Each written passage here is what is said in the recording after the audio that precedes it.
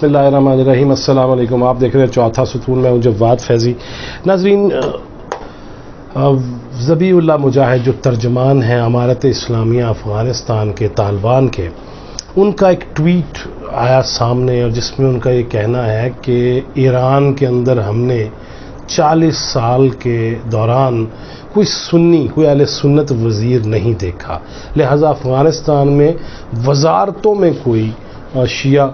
Minister नहीं होगा, वज़ीर नहीं होगा। हाँ, दीगर ओहदे दिए जा सकते हैं। अब ये एक ऐसी चीज़ है जिस पे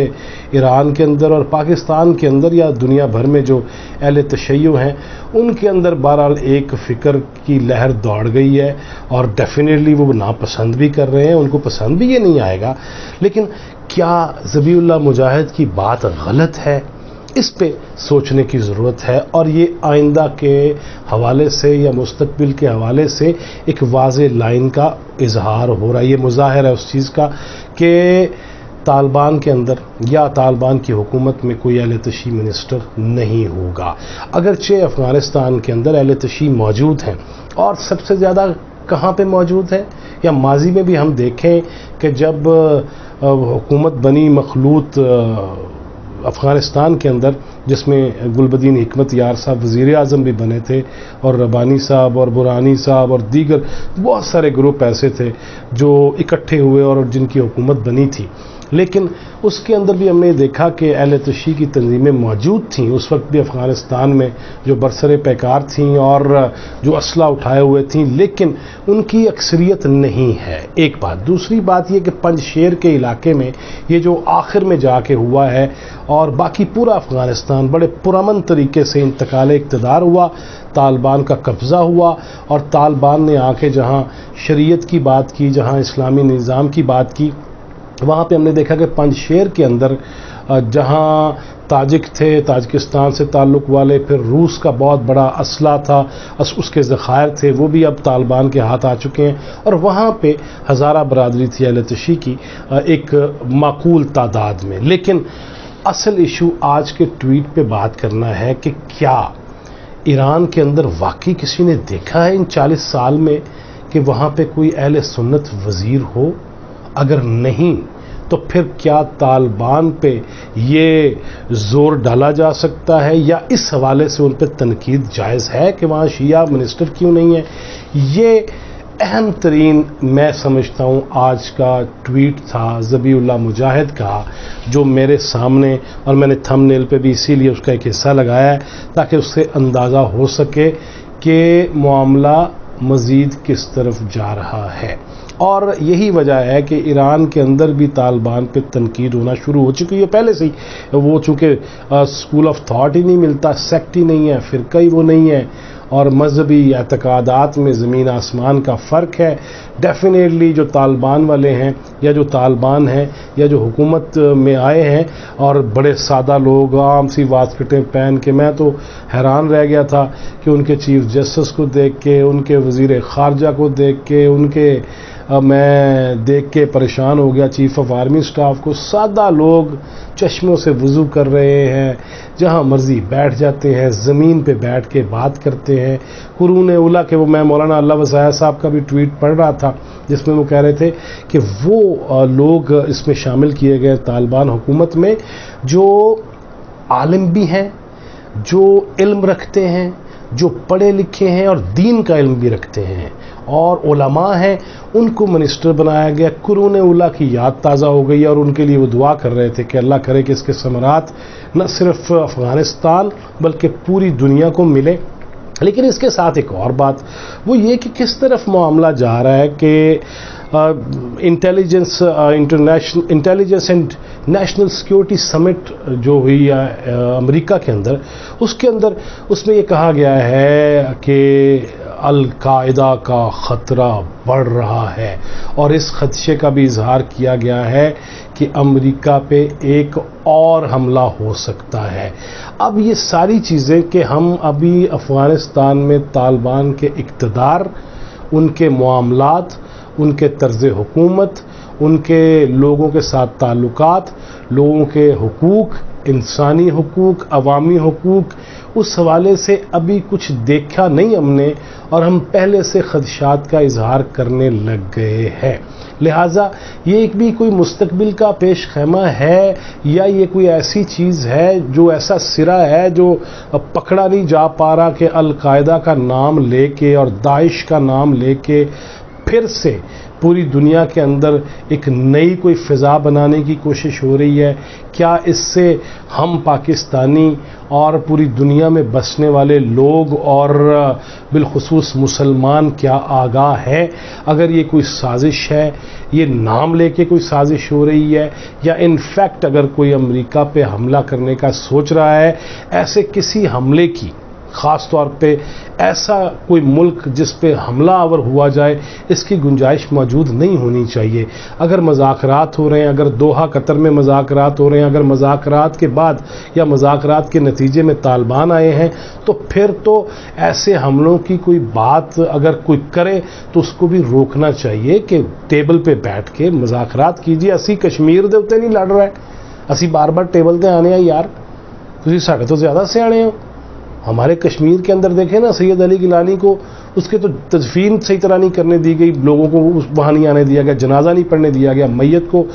ہندوستانی فورسز نے اپنے قبضے میں لے لیا، ہم پھر بھی چپ ہیں۔ دیکھا نہیں ہے کہ ہم تو چاہتے یہ ہے کہ ٹیبل کے ذریعے اور اس پہ بیٹھ کے معاملات ہوں۔ لہٰذا یہ جو کسی ملک پہ حملہ آور ہونا ہے اور کسی گروہ کا حملہ آور ہونا ہے، ایک ملک، ایک ریاست اگر کسی دوسری ریاست کے ساتھ ٹکراتی ہے، اعلان جنگ کرتی ہے، تو اس کی تو سمجھ آتی ہے، لیکن جب گروہ بن کر اور پھر وہ حملہ آور ہوں اور ان کی وجہ سے پوری جو ہے وہ امت مسلمہ کو پریشانی لاحق ہوتی ہے، یا کسی کمیونٹی، خاص طور پہ جو بیرون ملک کمیونٹی کو اگر ہدف تنقید بنا لیا جاتا ہے ان وجہ سے، تو اس سے بھی بچنا چاہیے۔ لیکن واپس آتے ہیں کہ یہ خدشات دوبارہ سے امریکہ کے اندر جو شروع ہوئے ہیں کہ خدا نہ خواستہ کوئی بڑے حملے ہوں گے، اس کی کیا وجہ ہو سکتی ہے؟ کیا ایسی کسی چیز کے پیچھے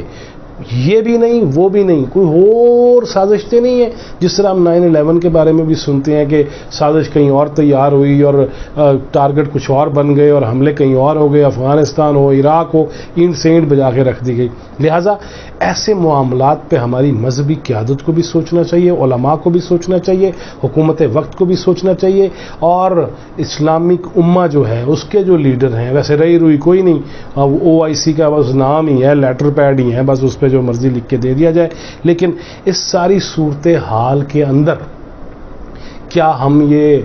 سمجھنے کی صلاحیت رکھتے ہیں کہ معاملات کدھر جا رہے ہیں؟ اور خاص طور پہ اگر یہ ذبیح اللہ مجاہد صاحب کا ہی ٹویٹ ہے اور امارت اسلامیہ کے جو ترجمان ہیں انہی کا ٹویٹر ہے، انہی کا اکاؤنٹ ہے، اور اس سے اگر یہ کہا گیا ہے تو یہ سمجھنے کے لیے کافی ہے اس خطے کے اندر کہ ایسے معاملات میں الجھاؤ نہ پیدا کیا جائے۔ اور شاید یہی وہ سازش ہے جو پاکستان میں بھی جان بوجھ کے صحابہ کرام رضوان اللہ علیہم مجمعین کی شان میں گستاخی کر کے اپنی حدت اور شدت اور اپنی حرارت اور اپنی بقا اور اپنے معاملات کو چیک کیا جاتا ہے کہ ہم ابھی بھی کس قدر جان مار سکتے ہیں اور ہمارے پیچھے کتنی آوازیں بلند ہو سکتی ہیں۔ لیکن یہ جتنے بھی فرقہ موجود ہیں، جتنے بھی فرقے موجود ہیں، اس میں دیوبندی ہیں، اہل حدیث ہیں، بریلوی ہیں، اہل تشیع ہیں، ان کی قیادت کو پھر سے سوچ لینا چاہیے۔ اگر یہ معاملہ خرابی کی طرف بڑھ گیا تو پھر یہ سنبھالا نہیں جائے گا۔ اور وفاقی وزیر داخلہ جناب شیخ بھی یہ فرماتے ہیں کہ یہ ایک سازش ہے پاکستان کے اندر جو شیعہ سنی مسئلے کو ہوا دینے والی ہے، لہذا اس کا ایک ہی طریقہ ہے اور ایک ہی حل ہے، وہ جناب علی المرتضیٰ، ان کے حکم کی تعمیل کی جائے، ان کے فرمان پہ عمل کیا جائے۔ وہ تو کہتے یہ ہے کہ کسی کے جھوٹے خدا کو بھی برا مت کہو، ورنہ وہ تمہارے سچے خدا کو برا کہے گا۔ لہٰذا ان کا نام لینے والے تو سب سے پہلے اس چیز کو ادراک کریں، وہ تو اس سوچ کا مظاہرہ کریں،